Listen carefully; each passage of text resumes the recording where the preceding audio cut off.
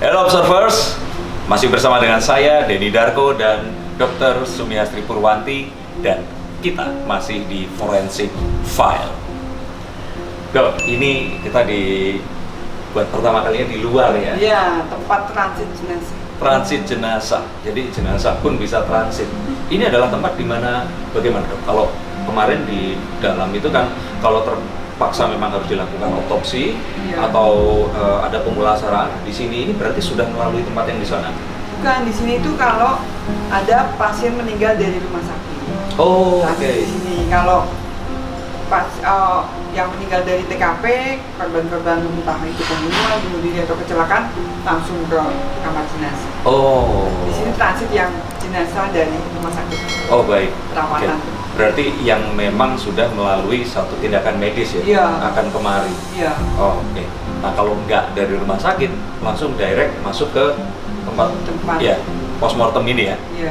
Nah, dok, berbicara tentang rumah sakit, postmortem dan sebagainya, saya tertarik ini bicara tentang, ini pernah dibahas tapi kita mau lebih spesifik karena katanya Dr. Asri ini punya satu pengalaman spiritual di sini tentang tragedi AirAsia ya. Sebetulnya tragedi AirAsia itu saya belum dinas di sini, saya di Semarang. Tapi kan seperti biasa kalau ada kejadian bencana, baik itu ulah manusia atau bencana alam, saya ditugaskan langsung. Tujuannya itu untuk membuat alur keluar masuk jenazah dengan baik. Apa namanya? Mortuary management. Mortuary management itu seperti yang kalau dokter cerita waktu MH17 dibagi menjadi 7 lain gitu ya? Seperti itu. Jadi bagaimana jenazah masuk pertama kali, apa dulu yang dilakukan. Dan kebetulan waktu itu AirAsia udah dianggap hilang, saya udah persiapan nih, pasti saya berangkat. Iya. Tahun 2015 ya? 15 ya, betul 15. 2015. Mau tahun baru dong? Ya, Natal itu kan mau Natal ya. Ternyata beberapa hari kemudian tanggal 28 ya, sebelum tahun baru, saya ditelepon ditemukan beberapa bagian tubuh di Laut Jawa. Dan berarti sudah sampai ke itu ya? Iya, dan saya langsung kemungkinan ke Pangkalan Bun, jadi saya langsung terbang ke Pangkalan Bun. Bersama komandan saya di sana, kita menjelaskan kepada tim SAR yang di bandara itu ya, di lapangan udara Pangkalan Bun, terus dengan tim dari Angkatan Laut juga, kalau jenazah jangan langsung diidentifikasi dulu, lebih baik kita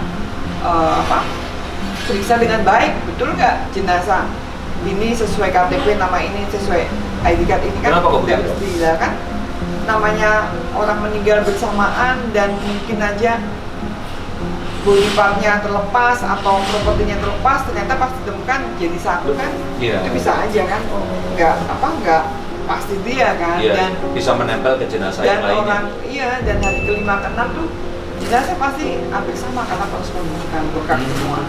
Dan saya akhirnya membuat mortuary di Rumah Sakit Umum Pangkalan Bun. Jadi saya siapkan tuh apa aja yang harus tersedia di sana. Karena perintah komandan saya, seluruh tubuh jenazah yang ditemukan di Laut Jawa dipulasari dulu atau diperiksa dulu di Rumah Sakit Umum Pangkalan Bun. Setelah itu dikirim ke Surabaya untuk identifikasi yang lebih lengkap, karena ahli-ahlinya akan dikumpulkan di Surabaya, dokter forensiknya, odontologinya, inafis, dan DNA. Dan saya menyiapkan itu semua, jadi bagaimana jenazah itu tidak tambah busuk, karena kan butuh waktu untuk diberangkatkan ke Surabaya. Sudah dia hanyutnya berapa hari, diperiksa di situ, terus dibawa lagi ke Surabaya. Jadi kalau misalnya ada jari, itu kita buat supaya tidak tambah busuk, bisa biar ditaruh di es gitu. Ya kita wrap aja biar gitu. Ya, biar kita bisa sama dengan es, biar bisa tidak lepas. Terus kalau ada gigi juga seperti itu. Kita memang masukkan ke peti jenazah dan kita gres. Dan di sana 2 minggu tuh, 2 minggu hampir tiap hari itu ada jenazah dengan teman-teman di Rumah Sakit Umum Pangkalan Bun. Ya kebetulan saya bertiga, saya sama teman saya juga dokter forensik cowok, ini dibantu sama orang sana yang belum tak pernah tahu, ini kita ngajarin. Oh, Nggak buat apa-apa. jadi apa namanya? Teknisi forensik. Iya. Oh. Dan ternyata malah banyak perempuan yang betah senang gitu kan, karena mereka senang bisa bantu.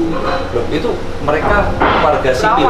Perawat Perawat. rumah sakit ya. Oh, lah mereka membantu dengan sukarela. Iya. Nggak dibayar waktu itu dong. Ya karena mereka memang perawat di sana. Oh, lah mereka tapi perawat di situ itu memang sudah terbiasa mereka lihat. Belum terus- pernah. Jadi ya mereka juga tertarik, ya ada yang takut, ada yang berani. Ya akhirnya karena saya semangat terus, ya mereka juga ikut semangat. sambil belajar. Iya. Nah, dok, setelah kejadian itu yang dokter merasa ada satu kejadian yang ya seperti biasanya kan selalu ada ini nih. Iya, mistis ya. Jadi Iya. memang proses identifikasi itu harus kita lakukan dengan baik karena ada dua, identifikasi primer dan sekunder. Sekunder itu ya dari tubuh, keadaan tubuh, properti atau apa ciri khas di tubuhnya, misalnya tato, pasang pen, bekas operasi seperti itu harus kita periksa.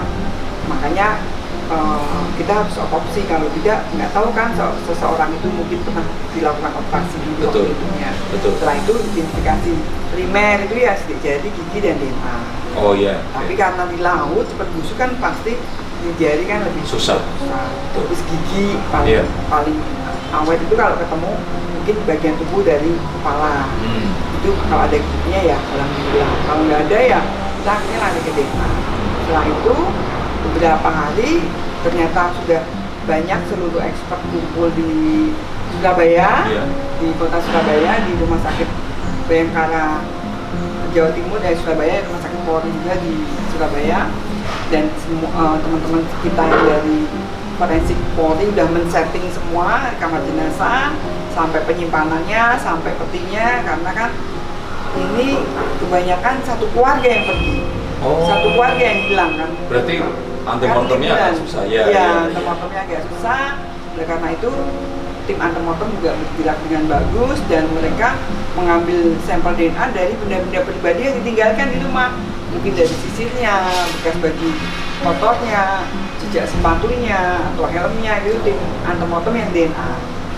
Karena kan ada yang satu keluarga pick semua itu beberapa. Mereka pengen liburan. Ya, terus ada lagi akhirnya itu ya, dok. mereka cari antemortem di bandara. CCTV. Iya, Oh. terakhir dia pakai baju apa dari pinggangnya, Iya, sepatunya, iya. terus jaketnya, itu kita bisa identifikasi. Itu antemortem dari CCTV di bandara. Itu bagus banget. Dan saya ditelepon sama komandan saya, Iya. kalau ada tim DVI dari Abu Dhabi, dari Saudi Arabia tuh, Iya. sama Singapura, sama Malaysia mau datang. Memang ada warga mereka yang Nggak ada, mereka pengen tahu aja TV Indonesia karena kita udah dikenal, pengen. sedang memang ada rencana untuk itu atau karena Iya, itu mereka karena membantu? karena itu ya sebenarnya bukan membantu ya, kita cuman mereka ingin aja bergabung experience kan. Oh, baik. Kan biar tahu kalau mungkin kalau ya dianggap tidak akan terjadi kejadian di negara ini, mereka harus berbuat apa. Jadi datang dan termasuk tim TV yang dari Interpol perwakilan, Oh, pengen lihat kerjanya, mereka ikut. datang. Oke. Nah, lihat kalau seperti pengunjungnya itu aja. tapi semua proses itu mereka boleh saksikan juga. Boleh. Oh. Karena pengen tahu bener nggak kerja di via Indonesia ini Oh, sesuai baik, guideline yang baik. mereka buat kan. Iya. Karena untuk bisa hasil identifikasi itu udah nggak bisa disanggah lagi. Oke. Dan saat itu mereka membantu ya. Mereka kalau yang dari Interpol melihat kayak menilai lah, Iya. gitu, menganef kita. Dan saya disuruh pulang tuh, gitu kan. Karena sebagian besar teman-teman saya kenal kan. Oh. Saya suruh pulang ke Surabaya, Iya, karena saya iya. udah 2 minggu, tapi akhirnya besok kan mau naik Hercules, kan nggak ada pesawat langsung Iya. dari mana? Pangkalan Bun. Misalnya mau disiapkan naik Hercules dari apa, bandara Juanda. Iya, enggak dari Pangkalan Bun. Oh, ke Kan Jakarta. Ke Surabaya. Ya ke Juanda ya maksudnya. Iya, ke Juanda. Kan bareng jenazah juga Iya, naikin iya. Hercules tuh. Oh, gitu. Iya. Lah kok malamnya tuh saya dimimpiin kalau saya nggak tahu tuh kalau antemortem ada seorang antemortem yang katanya dia orang pintar mau mengobati secara spiritual di Singapura. Jadi suka dia pergi. ini memang secara reguler pulang balik Surabaya Singapura. Iya. Oh.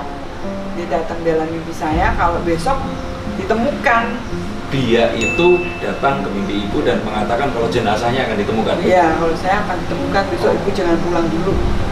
Face-nya betul seperti yang ibu lihat. Ya setelah saya lihat antemortemnya, Baru cocok. fotonya lihat di medsos, ternyata bener deh. Bu kalau lihat kayak gitu apa nggak suka merinding atau Enggak. apa? Ya, saya exciting aja dan saya akhirnya meng-cancel tuh keberangkatan saya ke Surabaya. Oh. Nunggu sampai sore kan biasanya Basarnas nutup sore kan untuk Iya, waktu iya. cari kan. Iya. Saya tunggu ternyata betul yang terakhir kali dia. Dalam kondisi seperti apa?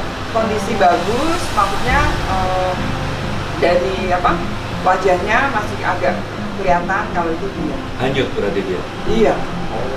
Kalau dari sitting arrangement-nya itu dia duduk di sebelah mana? Di passenger list-nya itu ya. Iya, masih rilis.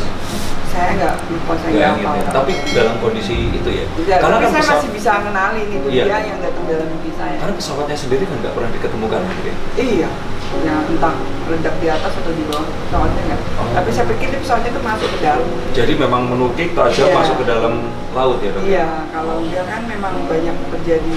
Kalau meledak di atas kan kayak Serpihannya. luka bakar kayak apa? Kayak Sukhoi gitu kan? Tapi itu kayak nggak ada luka Lion bakar? Air. Itu sebagian besar kemarin udah ada. Tapi bukan karena dokter nggak bisa mengenali karena dia terlalu lama di Ah, laut iya. kena air garam, bukan karena itu. Bukan. Tetap kalaupun kena air garam, kalau luka karena terbakar itu bisa dibedakan. Ya, bisa kan. Oh. Berarti itu tidak ada ledakan sama sekali. Di atas nggak ada. Oh, jadi dia menukik tajam ke bawah dan Mungkin keras aja, nabrak keras. ya kalau air sekeras itu juga pasti akan pecah Iya, juga karena ya. yang kita temukan tubuh utuh tuh banyak patah semua. Oh. Kaki-kakinya. Nah, akhirnya kalau dari seluruh passenger list itu yang ditemukan berapa persen kemungkinan? Waktu itu? Kemarin itu kayaknya sekitar 60% ya. 60% Iya. dijumpai ya. Iya. Tapi bangkai pesawatnya sendiri sebagian besar nggak ada di situ ya. Pilotnya juga nggak ketahuan. Kayaknya nggak ketemu. Nggak. Oh, karena dia paling depan waktu Iya. itu. Waktu itu ya sempet sih dihubungin keluarga pilot kalau nyari apa pilotnya itu ya. Tapi sampai saya terakhir di sana nggak ketemu. Nggak ketemu. Sampai berapa hari waktu itu? Saya di Pangkalan Bun 2 Minggu. minggu. Di Surabaya itu bolak-balik kita kerja sampai 3 bulan. Oh, Karena masih datang kadang body part kan setelah saya di Pangkal Bun ada teman forensik lagi. Iya, iya. Dia yang ngurusin pergi ke sana dari Pangkal Bun ke Surabaya. oh. Jadi itu kita sampai 3 bulan itu. Kalau saya itu diundang, saya pernah ke Pangkalan Bun juga, dok. Terus saya juga kalau diundang ke satu acara gitu, biasanya ada namanya riders. Saya minta hotel ini bintang 5, minta makanan apa. Berarti kalau seperti Dokter Hasri ini nggak bisa seperti itu. Kalau nggak ada penginapan, ya nginepnya di tenda bareng sama jenazah ya. Sama petugas yang lain. Jadi kalau waktu di situ ya saya nginep kan di rumah sakit di kamar gitu kan, di kamar perawatan gitu kan. Karena kan kita harus standby kalau ada jenazah kita kerjain. Nah, berbicara ini agak melenceng sedikit, Dokter Hasri dulu kan sebenarnya kan impiannya jadi pramugari, Iya, betul kan? betul.